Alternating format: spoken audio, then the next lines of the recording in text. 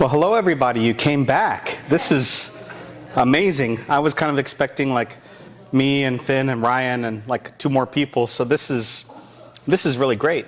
It means that you either care about this stuff, have perseverance, or are, I guess, what is the word? Masochistic? Masochistic. But yeah, no, this is the fun part. And I know you're like, what is the fun part of grounds of nullity? But for me, it's fun because this is taking everything we talked about what is marriage and what needs to be preserved about marriage and held about marriage. And then we look at, okay, what happens when maybe some of these elements aren't there? What are the processes to go through with this? And to me, the first session is kind of like algebra, and this is more like pre-cal, because there are some things that I'm going to show you that we presumed in the first session, largely because it's easier for people who are Catholic to kind of keep those categories in their mind. But you'll see later, there's kind of the model of the atom that you learned in school. And then there's also like the real way an atom exists. That's the more complicated or systemic model. And there's nothing wrong about that elementary model. It conveys facts and things that are true, however, not in a way that is as full as a more comprehensive model. So I'll talk to you a little bit about that, and then I think we'll have some fun looking at marital dissolutions right after we said that marriages can't be dissolved. So that's going to be super, super fun. But we'll start with an opening prayer, and then I have a video that I went home. I kind of beat myself up about my last presentation, of course, because I was like, it's so dry, and I don't know if I could make it interesting or fun, and I think I talked too long, and da-da-da-da-da. So then this video comes up for 6 minutes. They said almost everything that I said for the entire presentation. So this is a summary. It's just a quick 6-minute video that I think summarizes almost everything that I tried to convey in a better way. But Ryan was nice. He said, there's no way they did that in 6 minutes. They had like an hour and then an editor who, spliced it and put everything together. So he made me feel a little bit better. So I thought we could start with a prayer and then this video as a way of sort of summarizing in a quick way the Catholic understanding of marriage before we go into the fun stuff. For me, the more interesting things that, you'll be entering into a world that not many Catholics know exist. Sort of the secret Oz behind the curtain sort of thing. So let's start with a prayer. In the name of the Father, and of the Son, and of the Holy Spirit. Amen.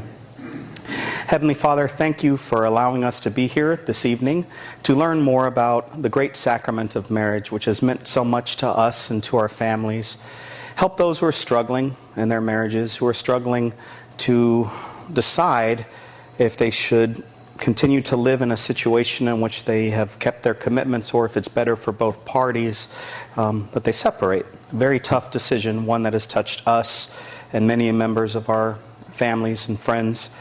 So Lord, we ask all your blessing as well for those who are discerning marriage, those young couples especially, but anyone who's entering into marriage, especially in a world that desperately needs an image of mature and vulnerable love. A world that is so divided. For you to present such an image of unity, Lord, we ask you to allow that to be something that inspires others around us and us as well. Through Christ our Lord. Amen. What you watching? Marriage hacks for the lazy and self-absorbed. As if you could learn anything about marriage from a 4-minute video. Seriously, I mean, covering the complex issues of a major lifetime commitment like marriage should be at least 5 minutes. 6 to get to the Catholic stuff.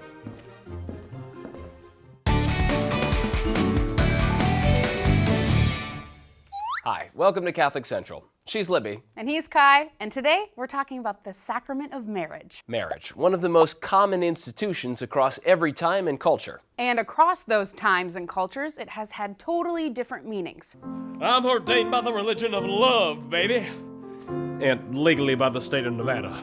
So what do Catholics mean by marriage? For starters, it's one of the 7 sacraments. A sacrament is a visible sign instituted by Christ to give grace. So for Catholics, the sacrament of marriage means that the couple themselves are a sign of God's love. Catholics believe marriage is a vocation or a call from God to love, honor, and live in union with one person for life.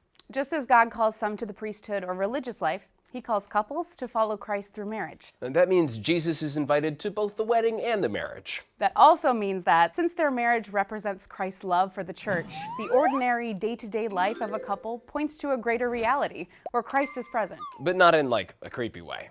Right. He leads them to greater unity and love. Put it mildly, this is not exactly the meaning marriage has always had around the world, nor how everyone sees it today. Civil marriages are performed by government officials and recognized by the government as a legally binding union, but what marriage means varies from couple to couple. They can be part of a traditional religion or not. So while all civil marriages are recognized as legal, and Catholics believe that God can be present in all circumstances, for a marriage to be considered valid in the Catholic Church, it must have particular qualities. Ephesians 5:22, here comes the bride on the organ and wine at the reception. Nope, but wine is a popular choice. Catholic marriage must have the following 4 elements. 1. One man and one woman must enter into the marriage freely. The spouses must be free to marry. There can be no conditions that would get in the way of this freedom. For example, you cannot be closely related to your fiancé, and you cannot marry if you are already married or bound by other vows. So a priest can marry you, but he can't marry you. 2. They freely exchange their consent. They must be not only free from other vows or ties, but also choose each other on their own, without pressure from anyone else. Mother. 3.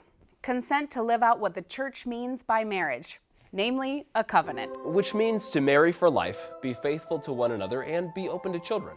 Marriage is a lifelong commitment. Couples pledge to go through hard times and good times together, to do the work of growing with and toward each other as they age. The family forms the basic unit of nurture, education, and care. Being open to having children means a marriage serves future generations, not just one another. Okay, 4. The last element is the exchange of vows that takes place publicly before a church minister, usually in a church. This is because Catholic marriage is not just for the couple, but is a continuing sign of God's love for the community and the world. While the sacrament of marriage is witnessed by a priest, the ritual itself takes place between the man and the woman. Their vows are made publicly as a sign to one another and the whole church community. So you can't just make promises in private that you later deny in public, Kevin. Now, some of you might be thinking, that sounds highly idealistic, if not impossible. Catholics know the bar is set high. It's no simple calling to live out ordinary daily life in such a way as to be a sign of Christ's love for each other and for the world. And unfortunately, it's not the kind of thing you can hack. But the requirements are not there to be a burden. While not everyone lives them out perfectly, they're there to ensure freedom and happiness for the spouses and their families. And they're why the Catholic ideal of marriage often stands in contrast to the cultural norms around it. While empires rise and fall and cultures tend to change, the Church's teachings strive to stay in line with the teachings of Christ and the early Church. However, Catholics know relationships can be complicated, and it's important to treat those who have experienced serious difficulties in marriage with kindness and a good heart. You know, like Jesus would. Sadly, divorce is a common reality for our culture. With hope, the Church holds up the ideal and strives to serve those who have experienced divorce with love and compassion. Because a Catholic marriage is bound until the death of a spouse, a Catholic marriage doesn't end with a civil divorce.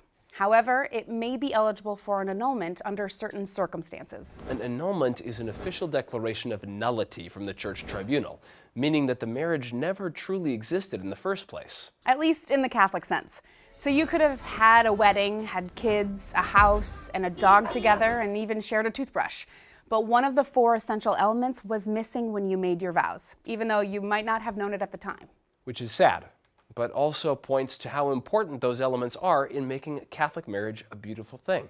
It means saying yes to both loving God and loving your spouse with your whole heart, mind, body, and soul. It means being a witness to fidelity, openness to life, and God's call to love and honor one special, lifelong partner in the way God intends for them to be loved. On that note, Libby, do you want this episode to be over for as long as we both shall live? I do. I'm Libby. And I'm Kai. Thanks for watching Catholic Central.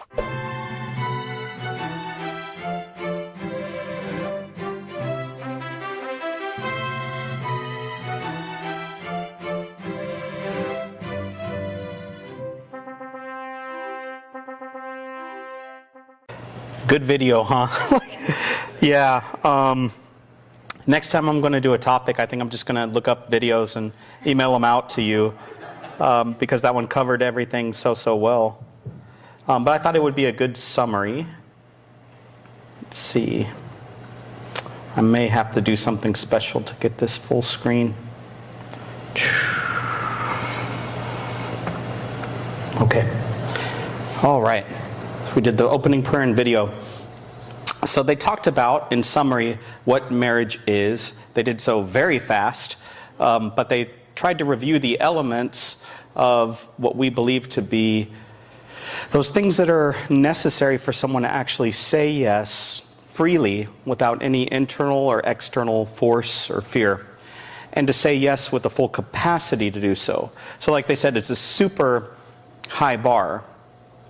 So what gives us the right, you can say, to even examine this, to even look at this? It's because of those things that we believe that were shown in the video and that I tried to express yesterday. That there are certain ingredients that make something, and if you're missing some of those ingredients, you're able to look at that and say maybe the recipe wasn't totally complete. And so what we believe as a church is that a marriage can be declared null, and we do so with what we call moral certitude. So moral certitude, whenever you're a judge at an annulment trial, and I'll talk about how that works and how that process works too. Moral certitude means you're able to write down that I really and truly believe that one of these elements were missing in the marriage, and that you could stand in front of God and answer for the reasons why you said. So it's not just flippantly saying, okay, I tried to find an answer to this like a crossword puzzle, but it's that at the end of my life, I'm able to stand before God and answer for doing this flippantly. So the standard of any kind of affirmative case, so a case that's brought to the tribunal, is for a person to have that moral certitude. So it's something that's taken very seriously, at least by the people that I've worked with. So something is going on, you talk to your priest, you've had a divorce, you're interested in an annulment, and what is the priest or deacon going to look for, and what are the ways that it can be done? So what we're going to look at through data that's gathered by witnesses and by the petitioner and the respondent, we're going to look and see if there was a flaw in one of three things. The parties themselves. So if there was a flaw in the party themselves. So for example, one person is, I don't know if I want to go there just yet. So let me just say, they have to be a man and a woman. So a flaw might be if they were of the same gender.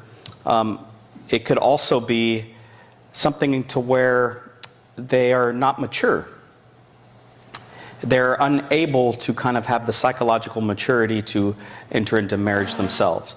So these things we would call impediments to marriage. It means that they were impeded before they even said their vows. We can also look for a lack or defect of canonical form, which unfortunately only applies to Catholics. So Catholics, as we talked about last time, are bound by the laws of the church, not anybody else. We have no jurisdiction over them. But once you get baptized or become part of the Catholic Church, then you unfortunately or fortunately follow under our jurisdiction. So if a Catholic marries outside of the rules that are set for Catholics, then it's an invalid marriage simply by defect of form. And again, that leads to the situation we talked about last time that's really tough, that a Catholic, could have just done the wrong thing, kind of whatever, and then get a one-page, what they call lack of form, declaring, they were married in front of a judge, not in front of a priest or deacon. Whereas someone who is not Catholic, married to another non-Catholic, would have to go through our juridical process. So that's what makes it really confusing to people. But it basically comes about because we don't have any authority to tell Lutherans what to do or Baptists what to do or anything like that. We can only govern the internal membership of our own church. And then we can look at a flaw in the consent itself. So there was a defect of object or act, and I'll go into that in a bit. But something within the consent was missing. So perhaps someone consented to 90% of everything that we believe that marriage is about, but they said, I really don't want children. I don't consent to children. I never consent to children, but I'm going to say that I do because my intended wife, she's Hispanic and her grandma is like, you must be married in the Catholic Church. So sometimes there can be a defect or even a withholding intentionally of consent. And those sometimes are pretty, I don't want to say easy cases, but sometimes the petitioner or the respondent just writes, yeah, I never wanted kids, or yeah, I was cheating before marriage. And I'm like, whoa, you just testified you were cheating before marriage? Yeah, and I never wanted to be faithful. I was like, cool, man. Like, let's put this on the top of the pile and get rid of that. Those are very rare, but usually we'll even want a witness or so to say, okay, is that really true, or are they saying that just to get the annulment done quickly? So we'll usually want a witness to say, yeah, I've heard tell that this kind of stuff was happening before the marriage. So we'll talk about each of these, but essentially there could be a mental or defective capacity within the party themselves. There could be a withholding of consent regarding one of the necessary elements of marriage, or there could just simply be a Catholic who goes outside the Catholic Church to get married. And that's automatically invalid because they were bound to the rules of the church. So let's kind of dive in a little bit more. A flaw in the act of consent. That's kind of what I was talking about a little bit, the psychological inability to evaluate and freely choose marriage, or an incapacity to fulfill obligations of marriage. So they may freely choose marriage. They may say, I believe in everything that was shown in that video and that Father Barry talked about at the last thing. I love marriage prep and this is great.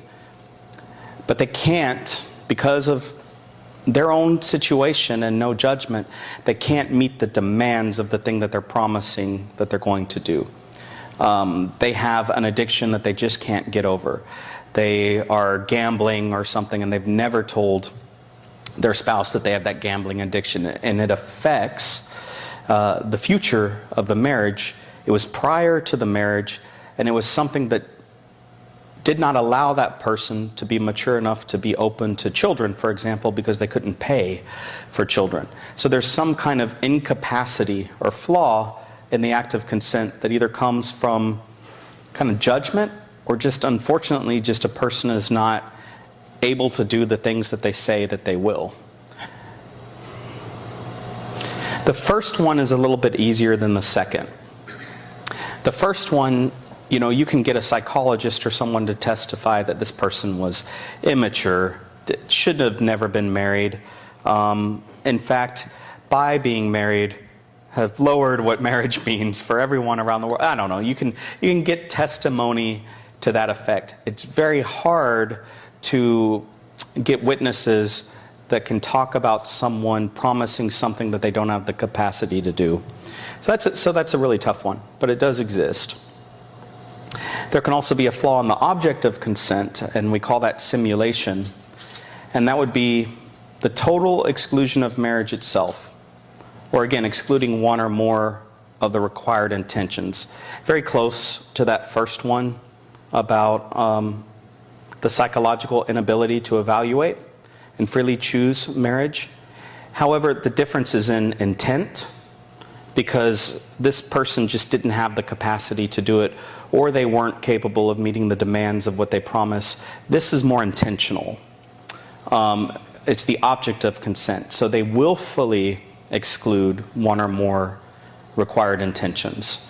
The priest says, you have to be open to children, and one person says yes, and the other person says yes, but one of them actually means no. I don't want to say they're lying directly, but they just have said that they willfully exclude one or more of the intentions. which again goes back to why marriage prep is so important and why I don't want them to lie to me, because I don't want to simulate a marriage. So they call this simulation because if I celebrate this marriage, it's fake.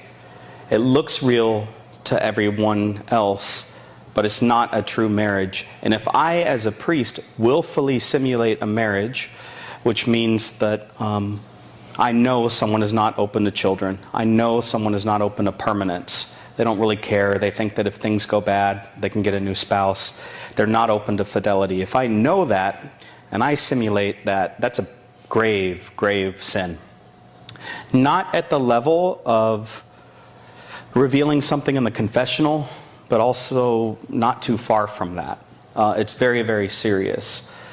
So it's something I take seriously because it has an effect on me as well, not just the couple.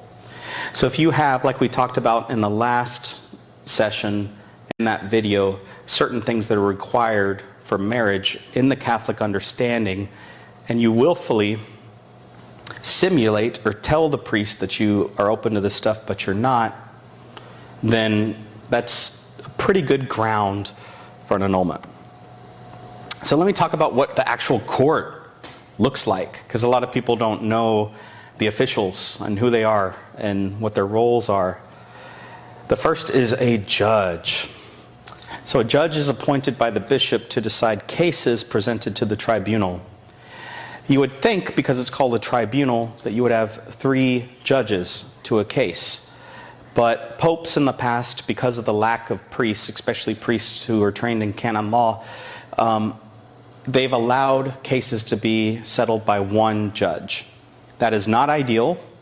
You want moral certitude. So you want at least 2 out of 3 of these judges saying that they actually believe that there is a valid ground for an annulment. However, most cases now are adjudicated by 1 judge. We're moving back to a 3-judge system in Austin, and that should take place in 1 or 2 years because we finally have three kind of more permanent, stable judges to the tribunal, and then those that can kind of sub in if we need to, like me and some other priests. So if someone's sick or can't take the cases or there's an overload, I can kind of like hop in and help judge. But there's 3 stable judges. So the goal that they're trying to get to is to actually be a true tribunal. But that's probably not going to take place until, 1 or 2 years or so. Hopefully quicker. But there would be, cases that were adjudicated by 1 judge, and then that judge would be like halfway through the annulment, oh my gosh, they're registered at my parish. Like I can't adjudicate someone who's registered at my parish. It just doesn't seem like there's not a conflict of interest. So then they drop it and have to start all over again. So it's good to get 3 impartial, full-time judges. The defender of the bond clarify what? Yep. Yes. So there was a period of time after the 1960s and 70s where there was a temporary dispensation to allow for lay judges, and that has gone away. As far as I understand, unless Pope Francis brought it back. Pope Francis does stuff like so quick, I don't even know. Like he may have brought it back tonight, but no. So what has happened in the past 20 years or so is they said, okay, no more lay judges. It's better to have a priest judge than 4 lay judges or something. And that's just because they're like, we want him to have the degree and all of that. So to be a lay judge, you would have to have shown or certified that you have some background or knowledge in a certain area. So there are still lay judges operating today that are grandfathered in because they received their commission. So like Harvey Bollock is one. Harvey's a PhD in theology, and he's a lay person, and he helps out as a judge, but he's probably mid-70s or whatever, so he's kind of one of the last lay judges that's commissioned. So basically it was kind of a fill in the gap. And it could be something we do in the future, again, with the lack of priests. So after the 60s, 70s, a lot of priests left the church after the Second Vatican Council. And so they were like, what do? We need to fill in these spots. But yeah, so what I'm seeing is not necessarily lay judges anymore, because that kind of permission has sort of fallen or just gone away or expired. But what I'm seeing is more and more dioceses having just one, and some dioceses do not have tribunals because of the lack of priests, and they have to send to another tribunal to adjudicate, and we have to go into competence and things like that, and how that works. But there are also ghost tribunals, you can say, or people that send off their cases to other judges that may be like in Fargo, North Dakota or something, and they don't have too many cases because it's like North Dakota, less population than here. So they'll like write everything up and then send it in, and that person sort of says, I agree, and stamps it. So there are different sorts of ways that we're trying to handle this without lay judges. But it could be very reasonable that they just allow that provision again. So the defender of the bond clarifies everything that can reasonably be argued against invalidity or dissolution. It's the reverse form of the devil's advocate. You may have heard of the term devil's advocate. The devil's advocate still exists in the church, and it's someone who, whenever someone has asked to be considered to be a saint, that person advocates on behalf of the devil the qualities in that person that should not allow that person to be a saint. So if there's someone you really, really love and they're held up in the canonization process, there's probably a very, very good devil's advocate. And that's to preserve the good of the church. You don't want to elevate someone as a saint and declare that their life is worthy of imitation, and then later find out qualities or things in their life that would not qualify them to be a saint. So the devil's advocate defends, you can say, quote unquote, against someone falsely being declared as a saint, if that makes sense. The defender of the bond is sort of an opposite version of that. The defender of the bond, this is what one of my old jobs used to be, was someone who argued against dissolving. Oh, sorry, I don't want to get into dissolution yet, that's next. But argued against the invalidity of the marriage. So I was a defender of the bond for a very short time because I was unfortunately pretty good at it. So there were getting cases that would be like, you know, Barry, you need to be more gentle. Like you're really like, no, there's no way that this marriage can ever be broken. These witnesses are lying and da-da-da-da-da and whatever. And they were like, okay, bulldog, like this is supposed to be a ministry of mercy in the church. But I took my job seriously. So my job was supposed to be to represent the marriage itself. So they moved me to another department. But it's a fun, to me, it's a fun position because it's something you're not usually expecting. Most of the time you're looking at grounds and you're looking at things like that. But it was more fun for me because I got to look at the wonderful relationship they had with their kids, or I don't know, the way that how they loved each other in the early marriage, the witnesses were saying, and I don't know. So I got to actually defend the marriage, which was really, really fun. It was more positive. So the ecclesiastical notary does paperwork, like a lot of notaries, but also signs and seals documents that are official for the church. The assessor is like an assistant. I would kind of, these next two, the assessors and auditors, I would kind of equate to Supreme Court clerks. So your judge is a judge, but there are people on the staff that help you put things together regarding the case. So the assessor summarizes the acts of the case and proposes an argument for evaluating the acts. The acts of the case is interchangeable, you can say, with the grounds. So the grounds, the things that we believe would be the causes of the invalidity of the marriage, we can also say these are the acts or the actions that cause the marriage to not be sealed at its origin. So an act of infidelity, for example, or an act of withholding one essential element of marriage. So acts and grounds you can use kind of interchangeably. The auditor, now this is not a fun job at all. The auditor collects testimony and other evidence. The auditor is the one that's calling you and saying, your witnesses haven't sent in these forms. The auditor is the one calling the witnesses. The auditor is the one who says we need to find new witnesses. So the auditor usually gives bad news, or it's just not a really fun job. So again, it's one of those positions that we rotate quite a bit, because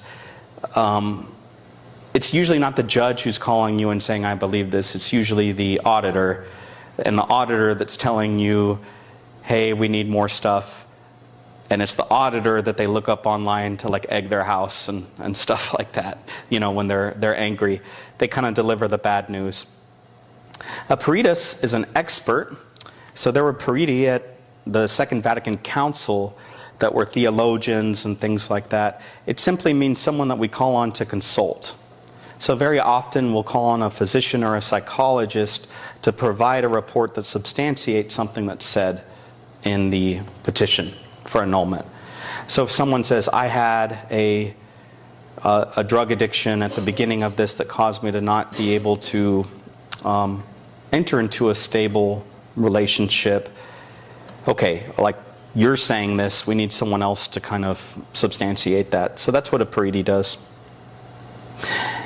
For now, after the year of mercy, there is no cost to any of this process except for two things. That would be the hiring of a peritus, so you'd pay a psychologist or a physician. So you'd have to pay those fees, whatever they are. Also for finding the respondent, there's a fee for that. So if someone is petitioning, and I'll get to this a little bit later, the petitioner is the one who submits the paperwork to the tribunal. The respondent is the one who responds.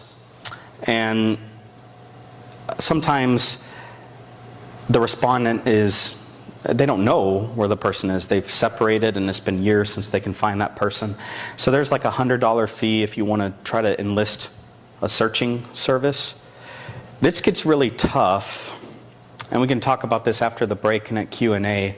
And I will tell you how I handled it, and I will tell you how other priests handle it when I considered it to be unsafe to contact the respondent. Very often, priests would just say, well, that's their right. That's their right, is to be able to respond to this. And there's nothing that can ever go against that right. We have to do everything we can to find the respondent and deliver information to the respondent. And I would kind of say, okay, let's figure out how we're going to do this. Because, again, the church can't put someone in a situation to where they would be unsafe. So to reignite a relationship that is very unsafe for the petitioner, there are other avenues we can look at, and I can talk to you about some of those. So these are the parties that I was talking about, and their representatives.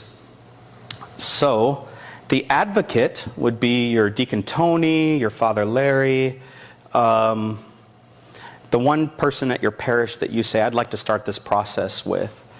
And then they're appointed to represent you before the court.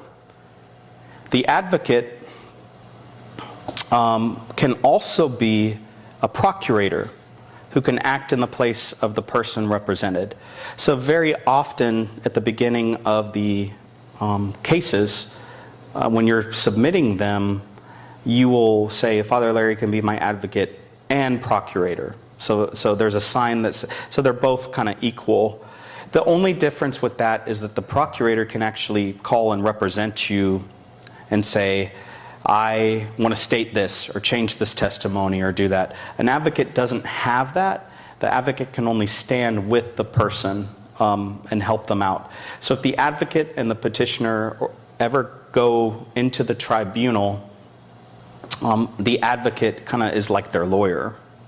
But the procurator can go in by him or herself and represent the person. That's kind of the major difference. The petitioner and the respondent, and then the witnesses. And not just anyone can be witnesses in a case. And this is where a lot of them get bogged down and take 3 years, is because unfortunately the wrong witnesses were chosen. They have to be people who knew the couple before, at the time of, and during the marriage. And that they will cooperate and provide testimony. So you have to have those two things, right? They're able to provide testimony, and they will. That's not always the case. Some are able and don't, and some will, but it's not really the testimony that we need, which can be frustrating because then it starts everything all over again. That's just, I was preparing my notes, and so you can see on the back parties in there. So, yeah, pretty thick, but I was looking at my old notes, and then that is Juno. Juno was helping me look through my notes. Turning the pages? Yeah, trying to eat the pages. I hope he doesn't have any kind of nutrient deficiency, but whatever. So here is some interesting stuff that I'm going to try my best to explain, but I don't even know if I grasp it 100%. But I know that I'm allowed to do it and that we're allowed to do it. And it's interesting. I'm going to try to present the logic to this. And if you disagree with the logic, you are in good company. Because part of the whole first thing that we said and the video that we said is you can't dissolve a marriage. That's why we have this whole annulment process. Like, why would you, if you can dissolve a marriage, submit someone to 3 years of trying to find out if someone was mentally capable? So this is, I'll try to explain. And this is my example that I was giving you earlier. This is what most people will tell you about the annulment process. And this is kind of the truth of the annulment or dissolution process. So the simple model is great. You got protons, neutrons, electrons, and the little radioactive thing or whatever to show the electron orbit. But then you got quarks and all of this other stuff in a more complicated model. It doesn't negate the simple model, but it does show that there can be some elements that would really be confusing, I think, to the general Catholic population. So it's kind of like withheld or held in pectore, close to our chest.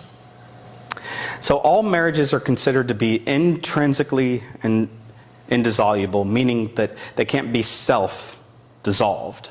So it's not like you can go into a civil court and say, we had irreconcilable differences, and so it's dissolved. However, it doesn't mean that all marriages are absolutely indissoluble.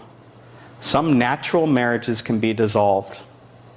And you may remember from the last session, I was making that distinction between natural and sacramental marriages, and I was really trying to kind of hammer it, and you were probably like, I get it.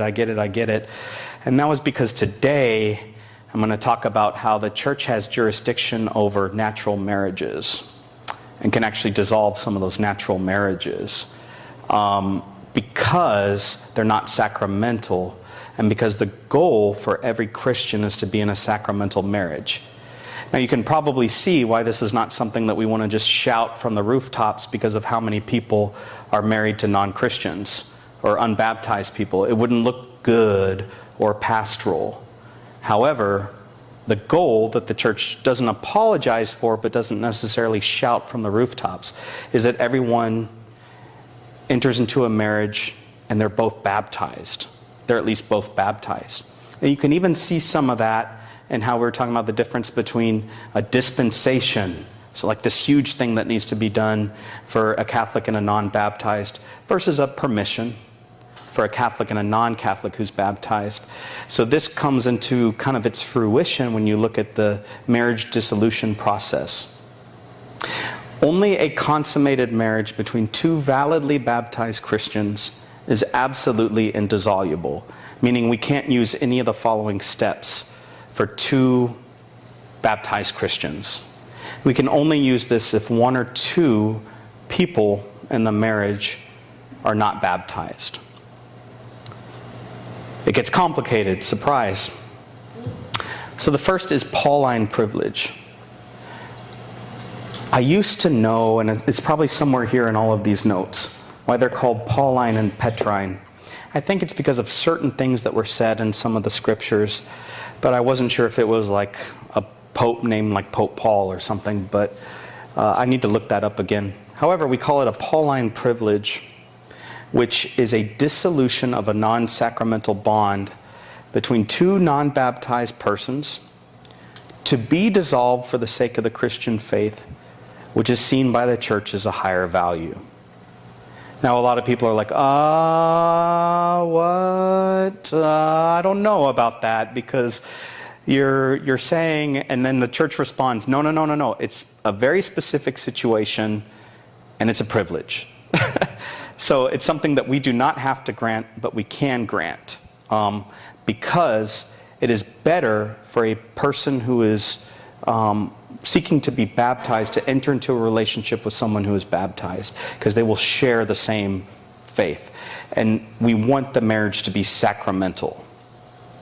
A natural marriage is kind of like, it's good, it's a remedy from sin, you're good, you're not going out on the town going crazy, but it's not necessarily sacramental in the sense of getting the same graces that flow from the sacrament.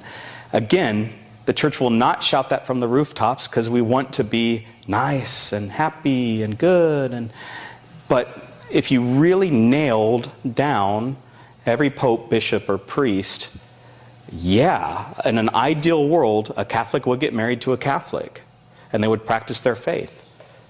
If that is not true, then at least it would be better for them to get married to someone who is Christian and baptized and practicing their faith. And out of the goodness of our hearts, they would say, we allow Catholics to not sin by marrying into another faith. Doesn't come across as the most PC.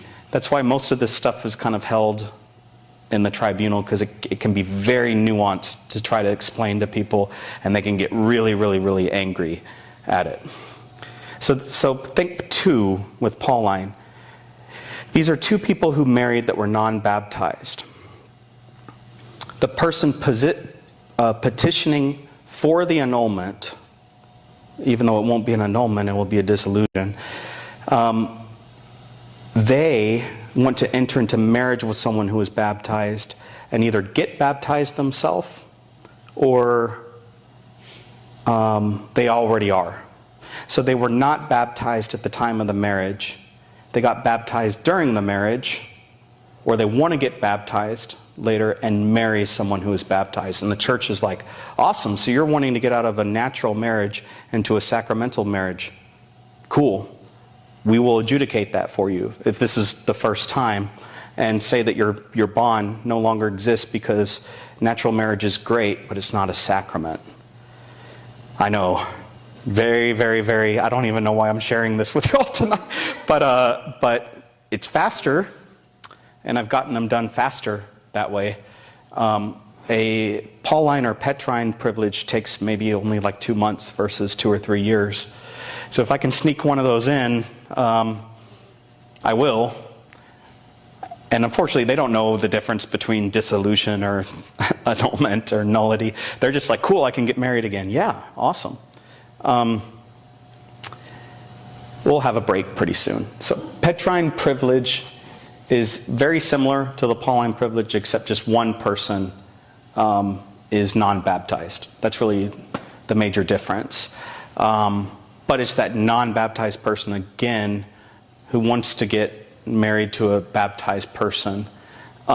This one is tougher because it's like, you can get baptized and be married still to a baptized person. So it's a lot harder. So these are pretty rare to kind of prove. You have to prove that the baptized person, that the non-baptized person wants to marry is like a better Christian than the other person or something, and then you're like, whoa, okay. So these are really, really tough. These are very, very rare. It's a lot easier, you can imagine, to prove, okay, I want to get out of a non-sacramental marriage into a sacramental marriage instead of, I want to enter into a sacramental marriage but with a better person. And of course, the respondent doesn't necessarily be like, I'm trading up, like I'm going from an iPhone 4 to like an iPhone 12. So these aren't exactly the most popular cases. This one is not very common, and it's reserved to Rome, but I do want to mention it because it's kind of wild, and this is the stuff that canonists sort of talk about in their free time. The first is this is a non-consummation dissolution, which is pretty much what it sounds like. Canon 1061 says, a valid marriage between the baptized is called ratum tantum, so assumed or believed to be, if it has not been consummated. It is called ratum et consummatum, that the spouses have performed between themselves in a human fashion a conjugal act, which is suitable in itself for the procreation of offspring, to which marriage is ordered by its nature, and by which the spouses become one flesh. So, of course, canonists who are lawyers are parsing out all of these definitions, and probably half of them will say that if you're using a barrier method throughout your relationship, you've never actually consummated the marriage. No matter how much you have, there's just been a barrier in between that consummation. Other ones are like, nah, it's close enough. I mean, if they both had unity in the midst of that, they experienced the unitive act, then they've consummated that marriage. So what the church did with this one is kick it up a bunch of ranks. So we have no jurisdiction over these. Thanks be to God. Because I'm not going to go in and be like, hey, what was your first night like or whatever? And can you testify to that? That's not really fun at all. Also, this one gets really crazy because we don't know what to do now with Joseph and Mary. Because a marriage has to be consummated in order to be considered valid. And we believe certain things about Joseph and Mary. So I asked my professor, and he was like, yeah, man. It was like, that's kind of an exception in that God chose her in a very special way to be able to have Jesus Christ and bring him into the world with Joseph as his foster father. And then they were betrothed, which allowed him to take her into his house without scandal. But, I don't know. That's one that is out there and no one has ever really resolved. Can we say that Joseph and Mary were actually married in the Catholic definition? And then one of my professors was like, well, they weren't Catholic. They were Jewish. So they were married in the Jewish tradition. They were around before the Catholic Church, before all of these rules and stuff started. So they get an exemption. They get grandfathered in. So the Tribunal of the Roman Rota, which is the highest, it's our Supreme Court. So how annulments work is you have 3 instances, very similar to municipal, state, and federal, with the Supreme Court able to adjudicate the cases that are kicked up to it, or that are tough to resolve, or those that they reserve to itself. So we have the Diocese of Austin Tribunal. Our court of second instance would be, I think it's San Antonio still. And then above that would be the Roman Rota. So you can appeal decisions to either Rome directly, because every Catholic has the right to a trial in a Roman court, in a Roman Catholic court of higher instance. It just takes 8 years versus 8 months. But every Catholic around the world has the right to do that. And certain countries do not have the same infrastructure as us tribunal-wise. Like Mexico's tribunal is like Swiss cheese. I mean, certain dioceses have it, certain dioceses don't, which is why you see in tradition so many Hispanics come up to communion like this, because they were just trained you messed up once, you don't have a tribunal to help you out or get an annulment, so you might as well just never come up and receive communion if you're not in your marriage anymore. They're resigned to it. And I tell them, I can help you out and I can get your marriage sacramentalized. And they're like, yeah, I don't know. I mean, they're just so trained by their priest down there that your marriage is messed up, you're just done. So come on up and receive a blessing, because there's no process for them to go through, unfortunately. So that's why you have that tradition.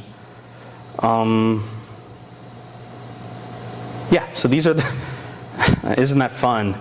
These are the priests of the Roman Rota, and they get to wear this fun outfit that I don't even know what it is. But this is why a lot of people say, why is the Catholic Church filled with men in fancy suits trying to decide what to do with my marriage? And I'm like, you got me. These are men in fancy suits. This guy especially happy. I'm sure he's super, filled with joy in his job. And look at the diversity. I mean, the diversity is just staggering among that group. So it's a tough one for me as a priest to say, well, yeah, these are your chief judges of the Roman Catholic Church. And if you're lucky, they will look at your case within 8 years. The only time I've ever dealt with the Rota is when one of the judges came and gave a conference, and I couldn't really understand him with his Italian accent. And then the other time was the case some of you stayed over and I told you about last time, where this woman did not want this man to receive his annulment before he passed away. So instead of appealing to Texas, they appealed to Rome so that he would die before he got his annulment. So those are my two instances with the Rota, which may have biased me towards them a little bit. So one of the priests of the Diocese of Austin, Father Sean DeWitt, is a clerk in the Roman Rota. He studied canon law. Bishop sent him to study canon law in Rome, and he was so brilliant that the cardinals asked to keep him, and Bishop Joe was like, dang it, man, like I lost a priest, but you can't say no to your boss. So we ordained a guy. He's from Dripping Springs, and now he works as a clerk for one of those judges at the Rota. And if Bishop Joe has had a scotch or two, he'll tell you about his regrets, because there are certain parishes right now that would die to have another priest and need another priest. So dissolution, as I've tried to hammer home, is not a declaration of invalidity.